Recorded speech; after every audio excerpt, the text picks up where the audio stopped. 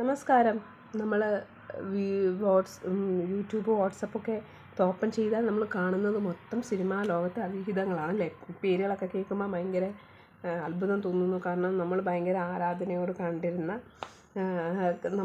നമ്മുടെ ഭർത്താവിനോടൊക്കെ പറയുന്നത് കണ്ടുപടി എന്താണ് എന്നൊക്കെ പറഞ്ഞിരുന്ന ആൾക്കാരുടെ ഓരോ കഥകളൊക്കെ കേട്ടിട്ട് അത്ഭുതം തോന്നുന്നു. ഇവർക്കൊന്നും നല്ല ഭാര്യ ഇല്ലാഞ്ഞിട്ടോ കല്യാണം കഴിക്കാത്ത ആൾക്കാരോ ഒന്നുമല്ല, ഒരാൾ മാത്രമേ ഉള്ളൂ അതിലങ്ങനത്തത്. അപ്പോൾ അവരൊക്കെ നല്ല സുന്ദരികളായ ഭാര്യമാർ വീട്ടിൽ വെച്ചിട്ടാണ് ഇങ്ങനെയൊക്കെയുള്ള കാര്യങ്ങളിലേക്കൊക്കെ പോയിട്ടുള്ളത്.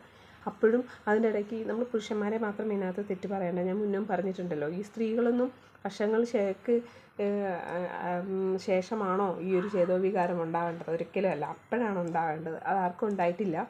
വർഷങ്ങൾക്ക് ശേഷമാണ് എല്ലാവർക്കും അവനവന് മാനമുണ്ടെന്നൊരു ബോധ്യം വന്നെന്ന് തോന്നുന്നു. ചെയ്താൽ അറ്റ് ദാറ്റ് ടൈം പ്രതികരിക്കണമായിരുന്നു. അതാരും തന്നെ ഇപ്പോൾ ഇറങ്ങി വന്നിട്ടുള്ള ഒരൊറ്റ കുഞ്ഞുങ്ങൾ അതിന് ചെയ്തിട്ടില്ല. പിന്നെ ഇപ്പോഴും രഹസ്യമായിട്ട് മൊഴി കൊടുക്കുന്നവർ ഓക്കെ, സമ്മതിക്കാം. അവരന്നും പരസ്യമാക്കാൻ പോയില്ല. ഇപ്പോഴും അവരവരുടെ പേരും മുഖവും ഒന്നും കാണിക്കുന്നില്ല. പക്ഷെ പേരും മുഖമൊക്കെ കാണിച്ച് ഇപ്പം വന്നിട്ടുള്ള സ്ത്രീകൾ അന്നും വരാമായിരുന്നു അവർക്ക്, അല്ലേ? നിയമം അവരായിക്കോട്ടെ, ഏത് അമ്മയിലല്ല അമ്മൂമ്മയിലുള്ളവനായാലും എന്താ, നമ്മളെ കയറി പിടിച്ച് കഴിഞ്ഞാൽ ഉപദ്രവിച്ച് കഴിഞ്ഞാൽ അവൻ്റെ നേരെ നിയമമില്ലേ? നിയമമുണ്ട്. ഇവിടെ എത്ര വലിയ കൊല കുത്തിയുന്ന കൊമ്പന്മാരെ വീഴ്ത്തിയിട്ടുണ്ടെങ്കിൽ, പെണ്ണുങ്ങളോട് മോശമായിട്ട് പ്രവർത്തിച്ചിട്ടുണ്ടെങ്കിൽ, പെൺകുട്ടികൾ അതിനെതിരെ പ്രതികരിച്ചിട്ടുണ്ടെങ്കിൽ അതിന് നിയമ നടപടികൾ ഉണ്ടായിട്ടുണ്ട്. അപ്പോൾ ഈ ആണുങ്ങൾ ഇങ്ങനെ ചെയ്തപ്പോൾ എന്തുകൊണ്ടപ്പം പ്രതികരിച്ചില്ല? അതൊരു വലിയൊരു തെറ്റാണ്, ന്യായീകരിക്കാൻ പറ്റാത്തൊരു തെറ്റാണ്. പിന്നെ ഈ ആൺകുട്ടികളോടും ഉപദ്രവിച്ച മാന്യൻ്റെ കാര്യമൊക്കെ കേട്ടിട്ടുണ്ടല്ലോ, അത്ഭുതം തോന്നുകയാണ്. ഇവരെയൊക്കെയാണല്ലോ ഇതൊക്കെ ഏത് ഗണത്തിൽപ്പെടുത്തണം എന്നറിയില്ല. അപ്പോൾ നമ്മൾ ഈ പുറമേ കാണുന്ന സൗന്ദര്യത്തിലോ ലുക്കിലോ ഒന്നും അല്ല കാര്യങ്ങളെന്ന് എല്ലാവർക്കും മനസ്സിലായില്ലേ. സിനിമാക്കാരൊക്കെ നമ്മളെല്ലാവരും വളരെ ആരാധനയോട് കുത്തിയിരുന്ന് പൈസയും കൊടുത്ത് തിയേറ്ററിലൊന്നും പോയി സിനിമ കാണരുത് സത്യം പറഞ്ഞാൽ. ഇവരുടെ വാല്യൂ ഈ വാല്യൂ കുറയ്ക്കണമെന്നുണ്ടെങ്കിൽ ആൾക്കാർ സിനിമ കാണാതിരിക്കണം. ഞാൻ പറയുകയാണേ, നടപ്പിലാകാൻ പോകുന്ന കാര്യമല്ല.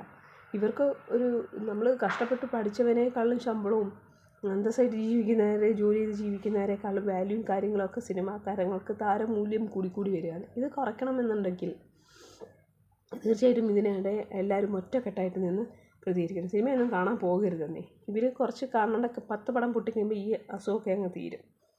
തനിയെ എന്തെങ്കിലുമൊക്കെ ജോലിക്ക് പോകും. ഇഷ്ടംപോലെ സിനിമാക്കാരുണ്ട്. നമുക്ക് വളരെ പേഴ്സണലി അറിയാവുന്ന പലരും ഉണ്ട് സിനിമയിൽ അഭിനയിച്ചു എന്നുള്ള ഒറ്റ കാരണം കൊണ്ട് ജോലിക്ക് പോലും പോകാതെ കടം വാങ്ങിച്ച് ഫുഡ് അടിച്ച് ജീവിക്കുന്നവർ. കാര്യമെന്ന് വെച്ച് കഴിഞ്ഞാൽ അവർക്ക് നാണക്കേടാണ്. അവർക്ക് ബ്രാൻഡല്ലാത്തൊരു ഡ്രസ്സ് ഇടാൻ ഇതാണ്. ഇതൊക്കെ ഇവരുടെ അഹങ്കാരമാണ്. അതിൽ അങ്ങനെയൊന്നുമല്ല. നമ്മൾ എത്രയോ കഷ്ടപ്പെട്ട് BSc എഴുതി, അല്ലെങ്കിൽ കഷ്ടപ്പെട്ട് ബുദ്ധിമുട്ടി പഠിച്ച് ജോലി കിട്ടുന്ന എത്രയോ ആൾക്കാരുണ്ട്. വീട്ടു ജോലിക്ക് പോയി മക്കളെ വളർത്തുന്ന അമ്മമാരില്ലേ, കക്കൂസ് കോരാൻ പോകുന്ന അച്ഛന്മാരില്ലേ. എല്ലാ പണിക്കും അതിൻ്റേതായ മാന്യതയുണ്ട്. പക്ഷെ ഒരു മാന്യതയില്ലാത്ത എന്ത് വൃത്തികേടും കാണിക്കാവുന്ന ഒരു മേഖലയെ ആൾക്കാരിങ്ങനെ പൊക്കി ഒരിടത്ത് കൊണ്ടുവന്ന് വെച്ചിരിക്കുകയാണ്. അതിനെ വലിച്ച് താഴോട്ടിടുന്നതോടുകൂടി ഇവർ അഹങ്കാരം തീരുമെന്നാണ് എനിക്ക് തോന്നുന്നത്. എൻ്റെ അഭിപ്രായമാണ്, എൻ്റെ മാത്രം അഭിപ്രായമാണ് ഇതൊക്കെ. നമുക്ക് പറയാനുള്ളത് നമുക്ക് പറയാമല്ലോ. അതുകൊണ്ട് ഞാൻ ഈ പറയുന്ന ആണുങ്ങളെ മാത്രം ഞാൻ പറയുന്നില്ല. ഞാൻ എപ്പോഴും ഒരു പെണ്ണായി നിന്നുകൊണ്ട് ഞാൻ പറയുകയാണ്, ഈ പെണ്ണുങ്ങളുടെ ഭാഗത്താണ് ഒരു 80%. ഇവനൊക്കെ അങ്ങനെ ചെയ്തപ്പോൾ അപ്പം പ്രതികരിച്ചിരുന്നെങ്കിൽ ഒന്നുമില്ലെങ്കിൽ ഇത്രയും വർഷങ്ങൾ അവന്മാർക്ക് കുറേ പീഡനം കുറഞ്ഞിരുന്നേനെ. ഇവന്മാരെ എല്ലാവരും നോട്ടീസ് ചെയ്തേനെ. ഇപ്പം മറ്റേത് നമ്മൾ പറയുന്ന ഇവന്മാരൊക്കെ എക്സാമ്പിൾ എന്തുവാ പറയുന്നത്, നമ്മൾ ഇപ്പോൾ കണ്ടിട്ടുള്ള 1-2 ഒരിക്കലും പ്രതീക്ഷിക്കാത്ത നടന്മാരുണ്ട്. അവർ പെണ്ണുങ്ങളൊക്കെ ഒരു ഭയങ്കര മിങ്കിൾ ചെയ്ത് സംസാരിക്കുന്നതൊക്കെ ഇവരുടെ ചടങ്ങുകളിലൊക്കെ കാണുമ്പോൾ നമ്മൾ ബഹുമാനത്തോടാണ് കാണുന്നത്. കാര്യം അവർ മോശക്കാരല്ല, അവർ നല്ലതാണെന്നാണ് നമ്മുടെ. മറിച്ച് വർഷങ്ങൾക്ക് മുമ്പ് ഇവൻ ഇതാണ് എന്ന് മനസ്സിലാക്കിയിരുന്ന എല്ലാ ജനങ്ങൾക്കിടയിൽ തന്നെ ഇവൻ്റെയൊക്കെ മൂല്യമൊന്നും കുറഞ്ഞതിനെയായിരുന്നു. ആരറിയിക്കുക? അപ്പോൾ അതൊന്നും എനിക്ക് തോന്നുന്നത് ഇതൊക്കെയാണ്. ഇവരൊക്കെ എന്തെങ്കിലുമൊക്കെ നേട്ടം ഉണ്ടാകുമെന്ന് കരുതി എല്ലാം സൈലൻ്റായിട്ടിരുന്നു. വർഷങ്ങൾ കഴിഞ്ഞ് പ്രായം കൂടി ഒരു നേട്ടം ഉണ്ടാകുന്നില്ല, ഇവരിപ്പം മൈൻഡ് ചെയ്യുന്നില്ല എന്ന് കാണുമ്പോൾ പ്രതികരിക്കുന്നതായിരിക്കാം മേ ബി. നമ്മളുടെ ഒരു സാധാരണക്കാരൻ്റെ ചിന്തയിൽ അങ്ങനെയൊക്കെയല്ലേ തോന്നത്തുള്ളൂ. എന്താണെങ്കിലും ഭയങ്കര നാണക്കെട്ടേറെ ഇടപാടായിപ്പോയി. ഒരു അണുണാഞ്ചൻ ഇടപാട്. എന്തെന്നാണ് ഇത്?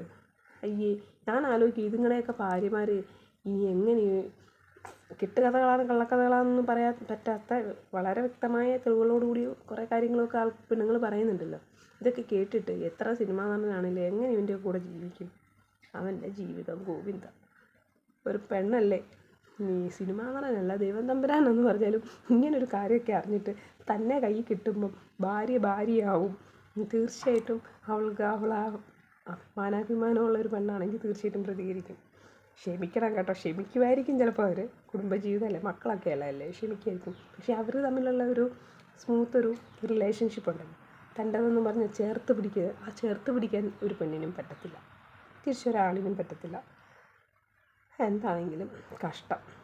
ഇനിയിപ്പോൾ ഞാൻ ആലോചിക്കുക, നല്ല കുടുംബത്തിൽ പറഞ്ഞ പെൺകുട്ടികളെ ഒന്നും സിനിമയിലേക്ക് വിടാൻ മടിയായിരിക്കും. പോയിട്ടുള്ളതിനോടൊക്കെ എല്ലാവർക്കും പൊതുവിലൊരു ഡീഗ്രേഡ് ചെയ്യപ്പെടും. എല്ലാ പെൺകുട്ടികളും അങ്ങനെയല്ല, എങ്കിലും ഡീഗ്രേഡ് ചെയ്യപ്പെടും തീർച്ചയായിട്ടും.